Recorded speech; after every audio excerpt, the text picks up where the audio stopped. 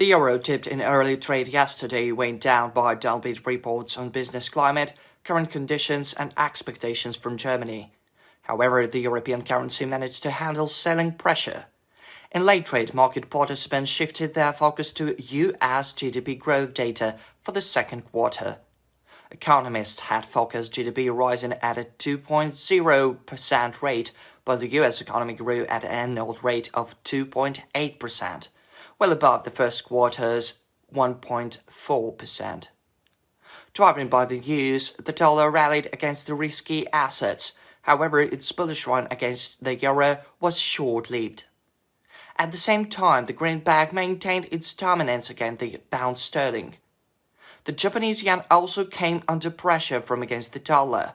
This indicates confidence in the US economy, the largest in the world.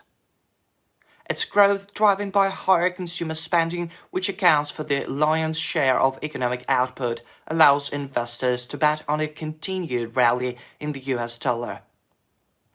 Keep in mind, however, that the Fed's interest rate decision is just around the corner. The state of labor market may well prompt the US central bank to cut rates, which in turn could boost economic growth.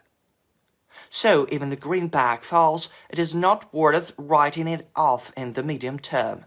Before we get into technical analysis, let's take a look at today's macroeconomic calendar. There are no major reports scheduled from Europe today, except for unemployment data from Spain.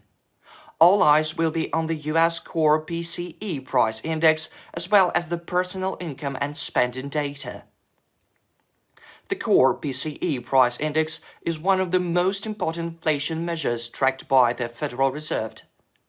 The consensus forecast among economists is for the index to rise 0.2% in June. On an annual basis, the core PCE price index is estimated to have risen by 2.5% after increasing 2.6% in May.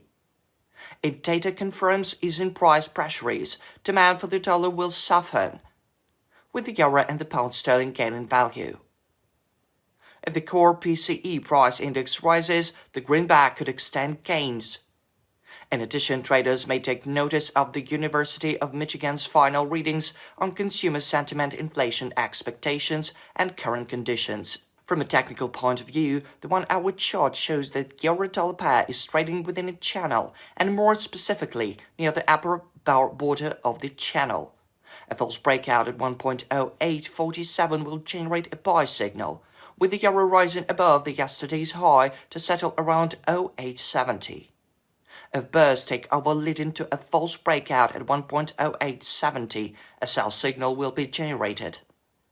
Upbeat data from the US will drag the price down to 1.0847.